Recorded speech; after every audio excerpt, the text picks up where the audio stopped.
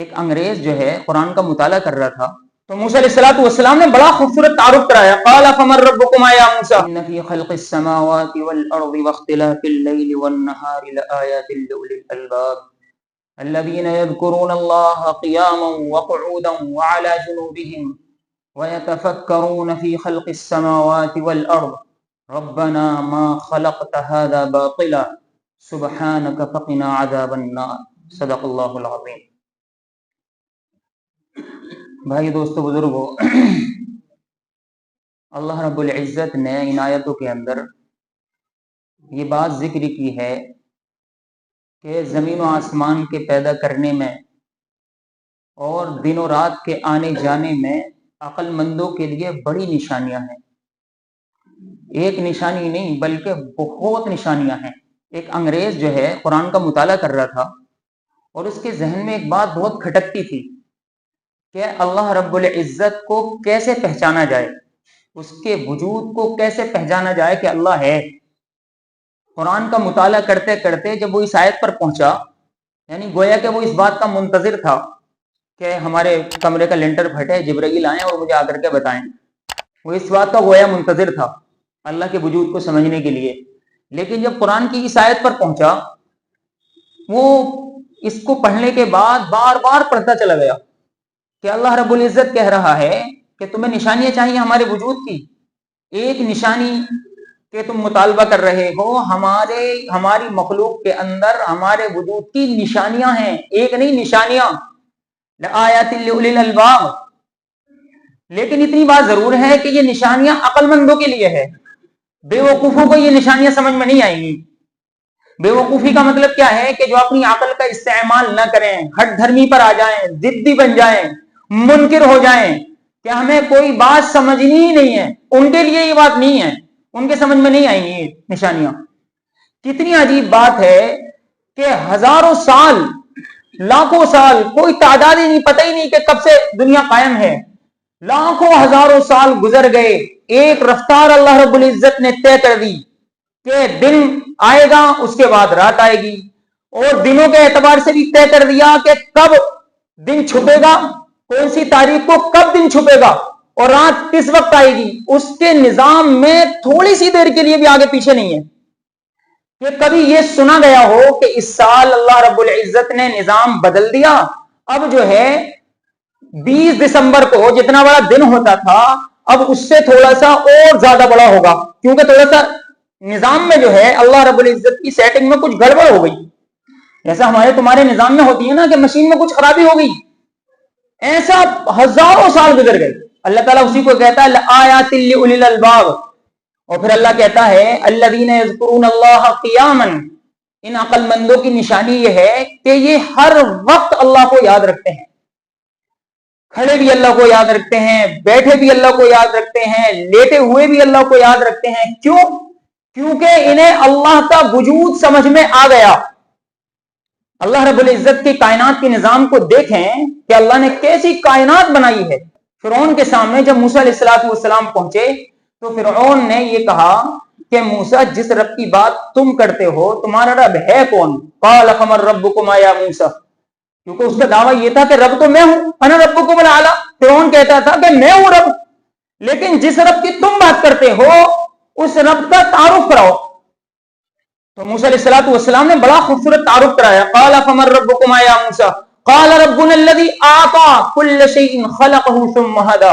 کہ میرا رب وہ ہے جس نے ہر چیز کو پیدا کیا اور پھر اس کے اندر اتنی صلاحیت پیدا کر دی کہ وہ اپنی ضرورتیں خود بخود پوری کر سکے.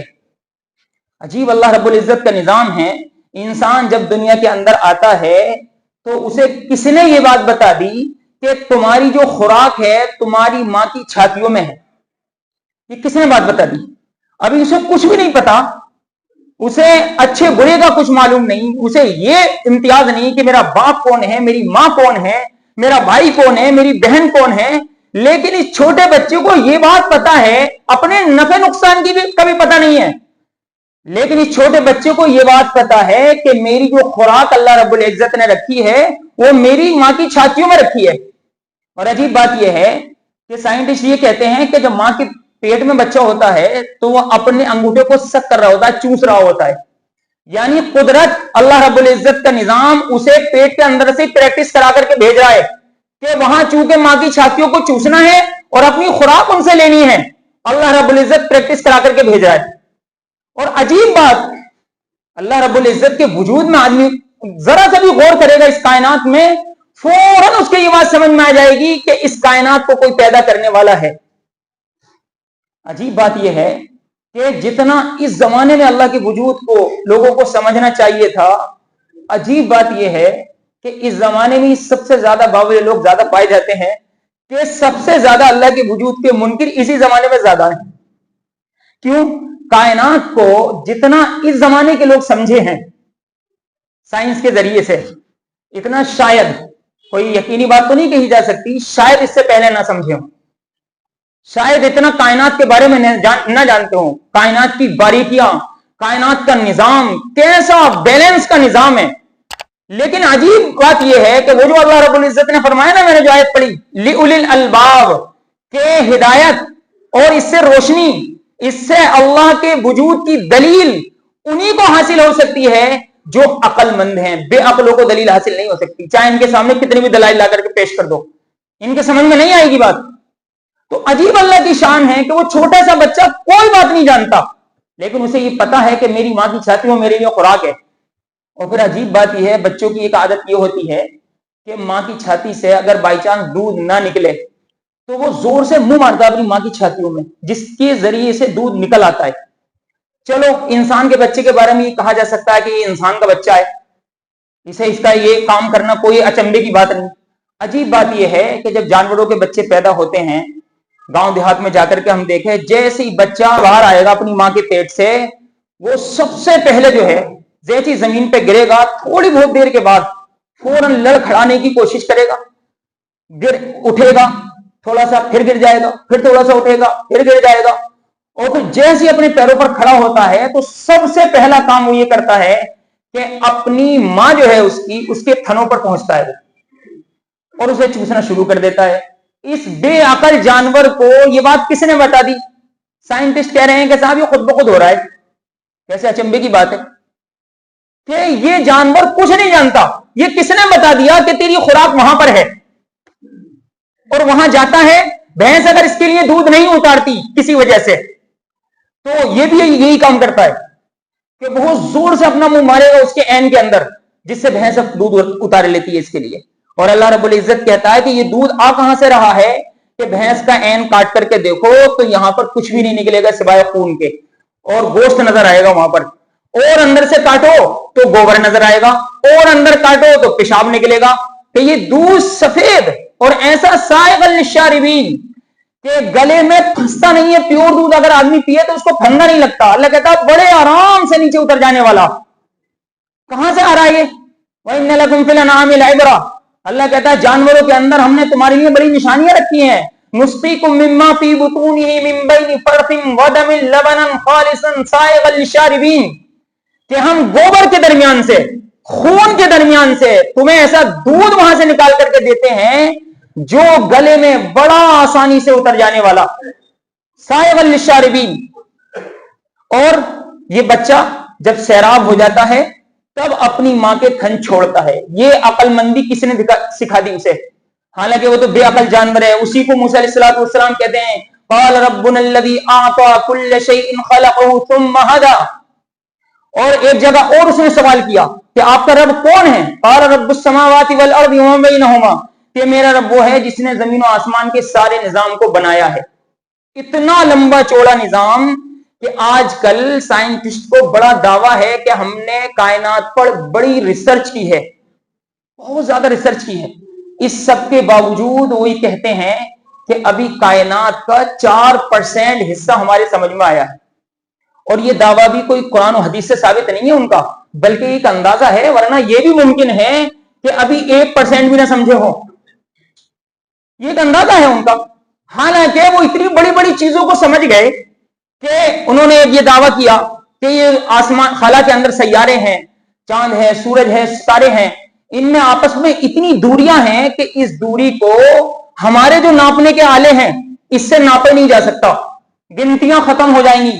اس لیے انہوں نے ناپنے کا ایک آلہ استعمال کیا روشنی سے, کہ روشنی کی رفتار 1 سیکنڈ میں 3 لاکھ کلومیٹر دوڑتی ہے روشنی, 1 سیکنڈ میں 3 لاکھ کلومیٹر.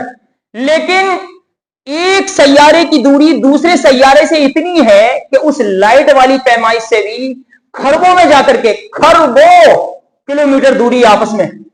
یہ جو سورج ہمیں نظر آ رہا ہے ان کے اندازے کے مطابق یہ خلا میں گھومنے والے سیاروں میں سب سے چھوٹا سیارہ ہے اور ہماری زمین کے سب سے زیادہ قریب ہے. لیکن اس کی بھی حیثیت یہ ہے کہ یہ 13 لاکھ گنا بڑا ہے زمین سے ہماری. یعنی ہماری زمین, ہماری جو پوری زمین ہے, پورا جو ارتھ ہے, اس جیسی 13 لاکھ زمینیں اس میں سما سکتی ہیں. اتنا بڑا ہے یہ بھی اتنا بڑا ہے کہ ان کا دعویٰ یہ ہے کہ اگر اس کی جو چنگاریاں ہیں, اس کی جو کرنیں ہیں, اگر اس کی ایک کرن پر ہمارا قبضہ ہو جائے تو 10 لاکھ سال تک لائٹ کے پلانٹ قائم کرنے کی ضرورت نہیں. وہ ایک کرن اور ایک چنگاری اس کی سورج کی, جو لاکھوں چنگاریاں ہر لمحے نکل رہی ہیں اس سے, اس کی ایک چنگاری پوری دنیا کی لائٹ کے لیے کافی ہو جائے گی. اتنا زبردست نظام سمجھنے کے بعد بھی کہتے رہے ہو کہ ہم نے 4% سمجھا ہے. لیکن اس بیوقوفی پر بڑی حیرت ہوتی ہے کہ اتنا سمجھنے کے بعد بھی وہ یہ کہتے ہیں یہ سب ہو ایسے ہی رہا ہے بس خود بخود. جی بےوقوفی کی بات ہے. حضرت امام حنیفہ رحمۃ اللہ علیہ کا قصہ مشہور ہے کہ ان کے زمانے میں کوئی ملحد تھا, ایتھیسٹ جس کو کہتے ہیں آج کی زبان میں, کہ ان کے زمانے میں کوئی ملحد تھا. اس نے مسلمانوں کے سامنے بہت بڑا دعویٰ کیا کہ آپ اپنے بڑے سے بڑے مولوی کو لے آؤ جو یہ ثابت کرے کہ کائنات کو کوئی بنانے والا ہے, کائنات کو کوئی نظام چلانے والا ہے. اس کا دعویٰ یہ تھا یہ خود بخود ہو رہا ہے دنیا کے اندر. حضرت امام حنیفہ رحمۃ اللہ اس وقت بڑے علماء میں شمار ہوتے تھے. لوگوں نے ان سے بات کی, حضرت نے ٹائم دے دیا کہ ابھی فلاں وقت میں سے مناظرہ کرنے کے لیے آؤں گا. مناظرے کے وقت میں وہ پہنچ گیا, مسلمان جمع ہو گئے, غیر مسلم جمع ہو گئے, جنہیں جمع ہونا تھا بہت سارا مجمع جمع ہو گیا کیونکہ بڑا اہم ٹاپک تھا. امام ابو حنیفہ رحمۃ اللہ علیہ جان بوجھ کر تھوڑا سا دیر سے پہنچے. جب وہ ٹائم سے تھوڑا سا دیر ہوئی تو اس نے بکنا شروع کر دیا کہ دیکھو تم نے اپنے ملا کو میرے سامنے لا کر کھڑا کر دیا, اسے تم بڑا سب سے بڑا مولوی سمجھتے ہو. تب یہ حال ہے کہ وہ ڈر کر کی وجہ سے میرے پاس آیا تک نہیں, ٹائم سے دیر ہو گئی اسے. بہرحال لوگوں کی نظریں راستے پر ٹکی ہوئی ہیں کہ کب امام حنیفہ رحمۃ اللہ علیہ آئیں. خاص طور سے ایسے موقع پر تو اور زیادہ ٹک جاتی ہیں کہ جب وہ بکواس کر رہا ہے. امام حنیفہ رحمۃ اللہ علیہ 15-20 منٹ کے بعد پہنچے. جیسے ہی پہنچے امام صاحب, اس نے پھر بکنا شروع کر دیا کہ تم مجھ سے کیا جو ہے مقابلہ کرو گے, تم تو ڈر کی وجہ سے خود ہی دیر سے آئے ہو. امام حنیفہ رحمۃ اللہ علیہ نے کہا کہ وہ اصل میں آ تو ٹائم پہ رہا تھا, لیکن مسئلہ یہ ہوا کہ جب میں اپنے گھر سے نکلا تو میرے گھر کے درمیان اور یہاں پہنچنے کے درمیان ایک ندی پڑتی ہے اور اتفاق سے وہاں کشتی تھی نہیں.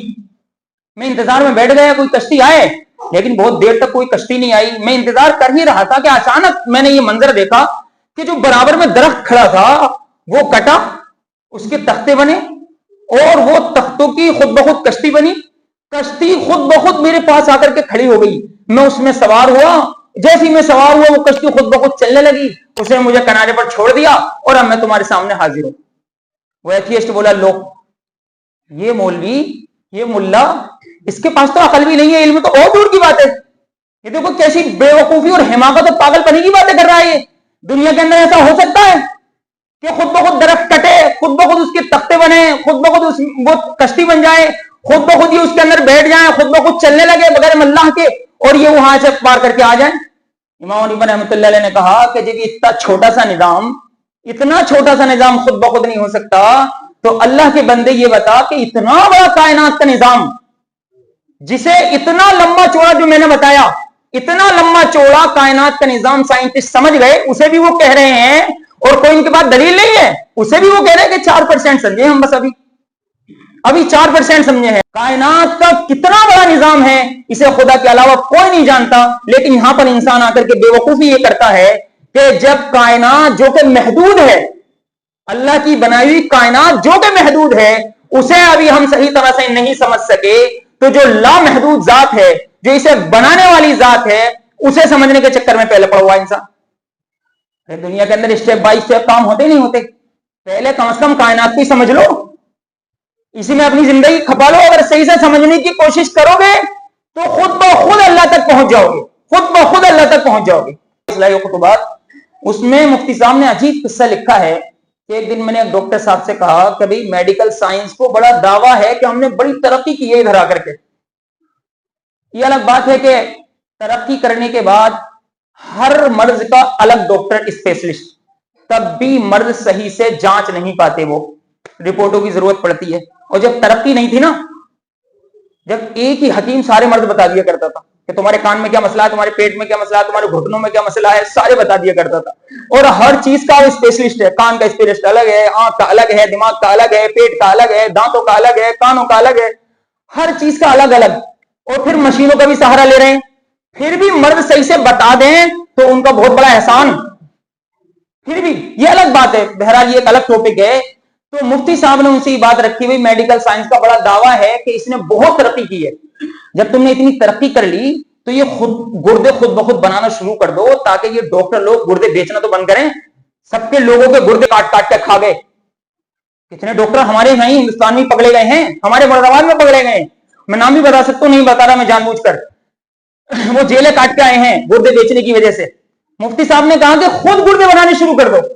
تو ڈاکٹر صاحب نے یہ کہا کہ ہماری میڈیکل سائنس کتنی بھی ترقی کر گئی، لیکن گردے کے اندر ایک اتنی باریک نس ہوتی ہے جو وہ پورے جسم کا پانی کا سسٹم طے کرتی ہے کہ کتنا پانی جسم کے اندر رہنا چاہیے اور کتنا پانی پیشاب کے راستے سے باہر جانا چاہیے.